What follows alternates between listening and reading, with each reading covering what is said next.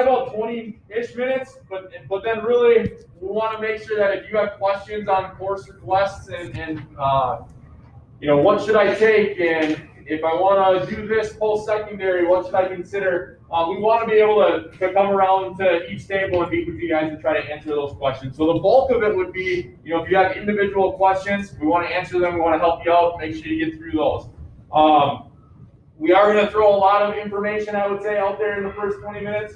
But for this group, it wouldn't be the first time to see the information. A lot of it is, reminders of where you're at and what's coming next as far as grad requirements and those things. So, thank you very much for coming.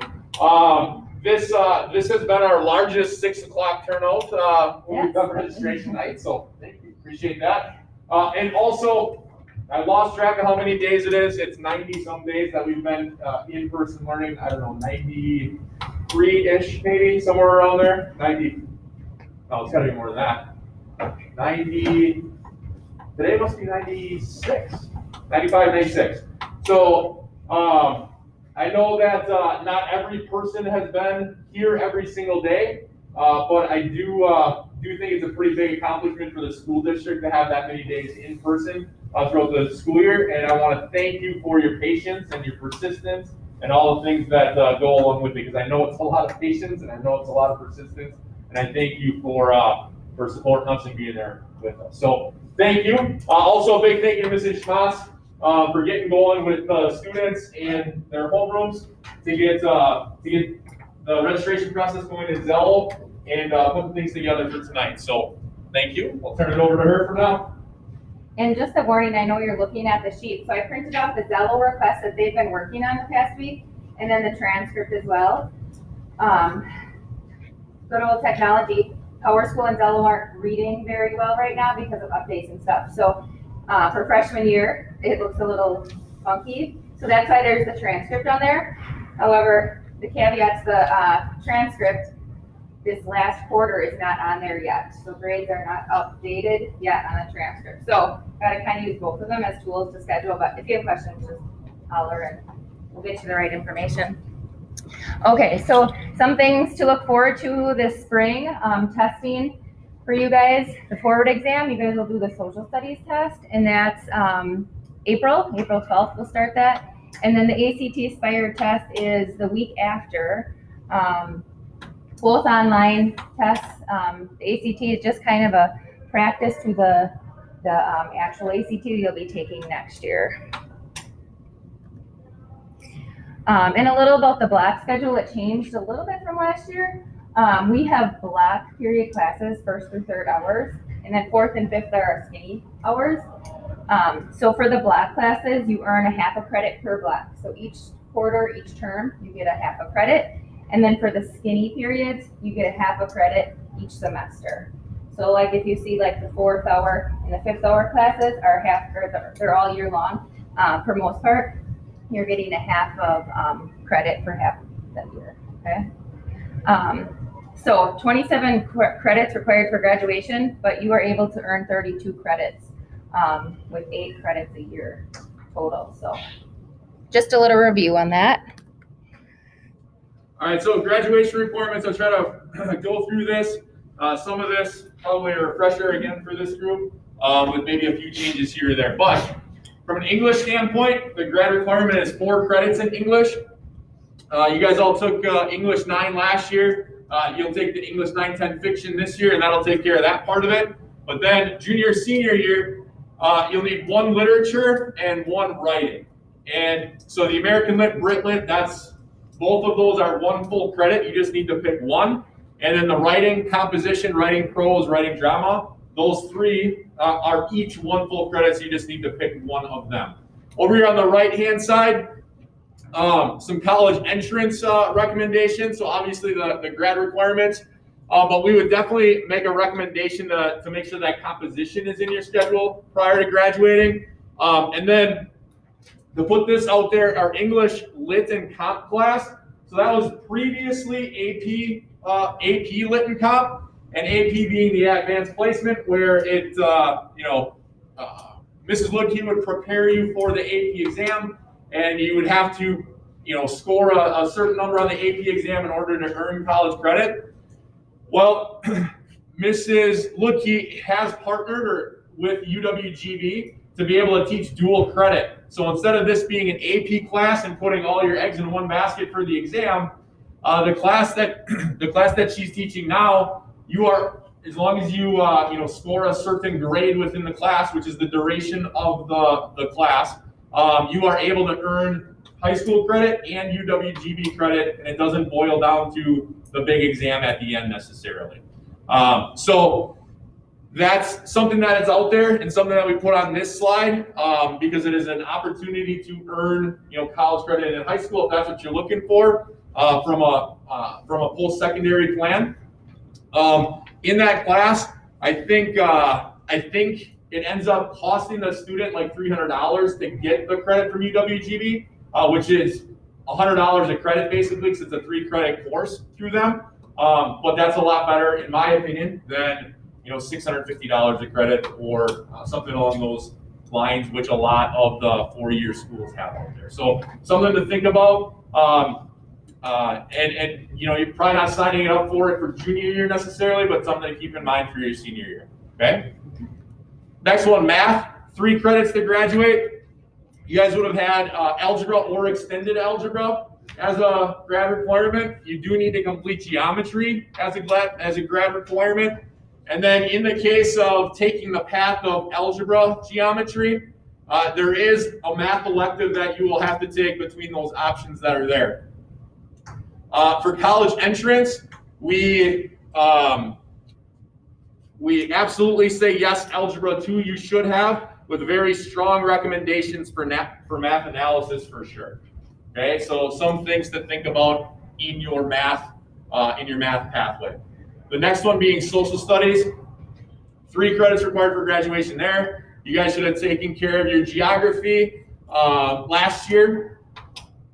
U.S. history, probably checking that off this year. As a junior, you should take U.S. government for sure, and then another half-credit elective in social studies. And that could be a lot of things from pop culture to psychology to sports and society. Those are all things that are out there, okay? From a college entrance requirement, obviously grad requirements up here, but then suggested electives that we put up there include the 2 AP offerings in the social studies department. So AP US History and AP US Government being ones that we put up there for that. Again, the AP being there is the AP exam in order to determine the score and determine if you would be awarded college credit or not.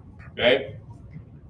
Last one of the core area. 3 credits required in science, physical science, biology, and then 1 credit of science elective that you choose. Okay. So going 4-year pathway, we would recommend chemistry and physics. Absolutely recommend chemistry, but chemistry and physics we would say try to get through it and do the best that you can, and you can succeed at it.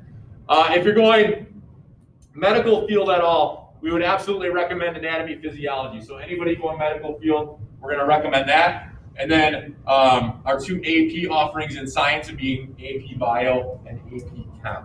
Okay. Other grad requirements that are out there: 1.5 credits of PE.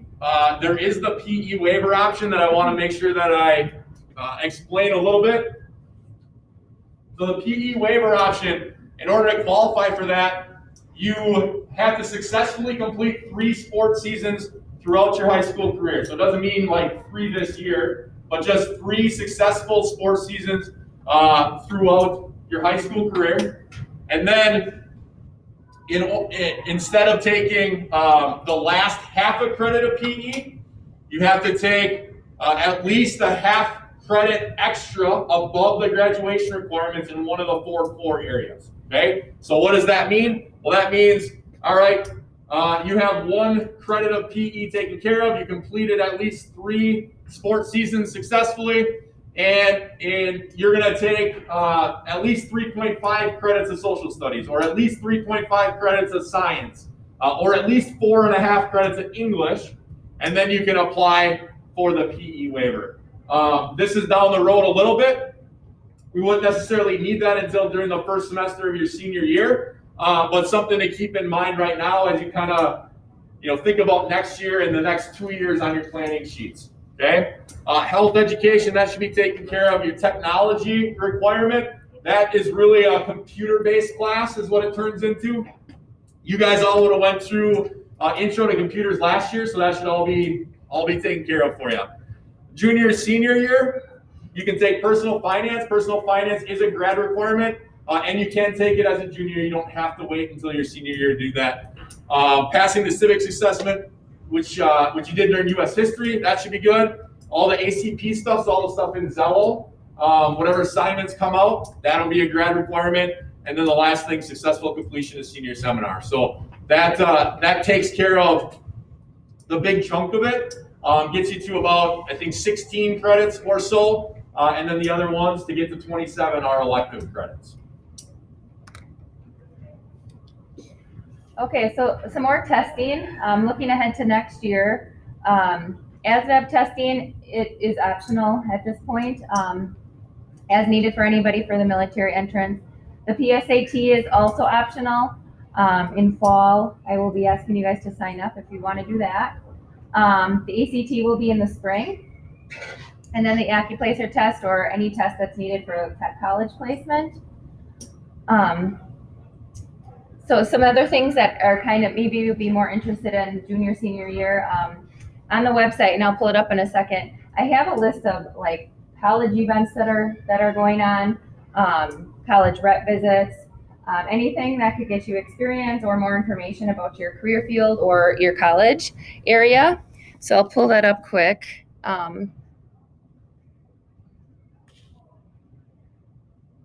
Okay, so on the website, under schools, I have a counselor link here.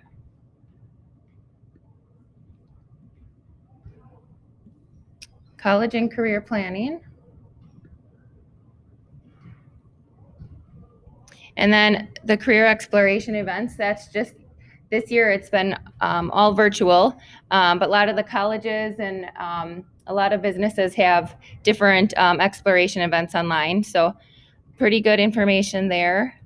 And as well as the visitors that come to Reidsville High School virtually this year or actually in person. So I have a calendar of that as well. So also, this is a little early too, but just for everybody's information, the scholarships are all listed here under the scholarship link as well. So trying to get the most information I can to you in one spot. All right, and then the early college credit program and the Start College Now program makes college courses available to juniors and seniors in high school to get college credit as well as high school credit. But any junior and senior who are in good academic standing can submit a letter of interest to take one of these courses to the Reidsville School Board. So they must have taken every course offering that we offer here in that subject, as well as submitting the letter. So for like this year or for next year, for junior year, you'll have to submit a letter to the board by March 1st. So you can work with Mrs. Schmatz or myself in order to get that taken care of if this is something that interests you. Yep. But you have like a month, and we want to help you through that process if you're curious, if you're interested, if you have questions. So please don't hesitate. Feel free to come see us about this. I'll explain it a little bit more unless you have something else. Go for it, yep. Okay, so the ECCP program, that part of it is partnerships with four-year colleges and universities. The Start College Now program is partnership with two-year colleges and universities. In either case, what happens is basically the school district covers the cost for those classes that you are approved to take. And you can take up to 18 credits prior to graduation. So you could take 18 credits prior to graduation, add a post-secondary, two-year college, four-year college, and not have to pay for those credits. So an option for you to look at and consider to potentially give your pocketbook a little break when it comes to those types of things. Now, what does some of this mean? Have exhausted all course offerings. So let's say you want to get into the medical field, okay, and you've taken, a couple slides ago, I had anatomy physiology up there, okay, and so let's say you're through that, or you have it on your schedule for next year, but you want to take more to get prepared for the medical field, like you want to take medical terminology through LTC, okay, something to consider. That would be something that we would submit for this program, if that's something that you're interested in. That's just one example. There's other examples. Currently, this school year we've had 5 students participate in the program. Currently, 2 students are taking an Intro to Psychology course through UWGB. They have taken psychology. One of them took psychology as a sophomore. The other one took it as a junior, I believe. And psychology, like we don't have anything past that as far as psychology goes. So they've maxed out the psychology at high school, so they're able to qualify for this program to take Intro to Psychology through UWGB. We have another student that's taking an Intro to Chemistry at the college level. So they did chemistry in high school. AP Chem didn't run this year. They were looking for a chemistry option, so they're taking Intro to Chemistry through LTC. And I think our other examples this year would be would be math, yep. Right? And taking college level replacements from calculus. So I think one of them was actually a college calc class, and the other one I think is maybe a college geometry class. I think is what. Calc 1 and Calc 2, I think. Okay. Yep. So that's a little bit about the program. If you are interested in something for the fall, make sure that you come see Mrs. Schmatz or I in the next month, because we have to make sure that that letter gets dated and submitted prior to March 1st.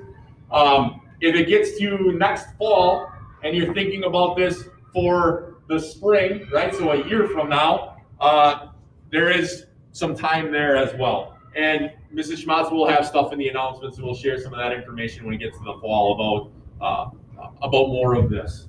Okay, so something that you don't have to do, obviously, but we want to share the information. We don't want it to be secret. We want to share the information so that you know you can make decisions. All right, just some things to remember for scheduling your current classes. We went over the grad requirements, but I'll pull up the course description guide, which you guys can do too online. It goes over all of that again, so you don't have to remember that. Youth apprenticeship, you guys are eligible next year. I know a lot of you have been talking to her about that, so that's great. But if you want to, you still have a couple weeks left to put in that application and talk to our representative who comes to school about every couple weeks. So we can get you signed up with that. And just thinking about what you're going to be doing post-graduation. So know the requirements of what that is. And we already talked about the AP and dual credit courses, but take the required courses now so you can take the advanced courses for sure senior year. And then to start college now and early college credit programs as well. So for tonight, what I just wanted you to do is review your student selections, make changes if you need to on the course sheet, and then sign it that you're okay, and I will get those submitted then in Power School. If there are any changes that you need to make or any lines that are left open that you need to submit, please handwrite it on the paper sheet, but also make sure you do your entries in Zello. If you've already submitted in Zello, Zello's probably locked and you won't be able to do anything in there, but if you handwrite it on the sheet, that's fine. Okay, we'll take it and we'll figure it out from there. Last couple of things that I'll mention when it comes to like your course selections. I do want you to challenge yourself to a degree. I don't want to overload you all the time, but I do want you to challenge yourself to a degree. And I think along with that is, maybe challenge yourself just to step outside your comfort zone, okay? So what I mean by that is, if you think you're interested in something, and we have a lot of offerings, I feel, for a small school, that you can dabble in a bunch of different areas, at least try it out. My recommendation would be, try it now, try it in high school, as opposed to you graduate, you go to college, and you think, oh, hey, maybe I want to try accounting. And all of a sudden, you get into your first class that you're paying for, and you realize that you don't like it. If there's something here that we have, step outside your comfort zone, give it a try, give it a shot, just to see, hey, is that something that I could see myself doing or not? Try to do it now, as opposed to you get to college, you're paying for something, and you realize you don't like it. So that's one thing that I would mention there. We went through this, and you have your transcript as well, but please make sure that you know what grad requirements you have left so you can plan that out. Whatever your future plans are, whatever you think you're going to do after high school, try to keep that in mind so that we can make your plan and your course request to get in line with that, okay, to prepare you for that. Youth apprenticeship, Mrs. Schmatz talked about it. What I would say, within Zello, if you don't have a placement yet, although you can still apply for youth apprenticeship, if you don't have a placement yet, don't select YA within Zello. Okay, if you do have a placement secured, go ahead and select that. That'll help clean up some of our process after this. All right, I'm just going to pull up the course guide just so you can see it on the website. All right, so again, schools, now I have to remember, academics. Ooh.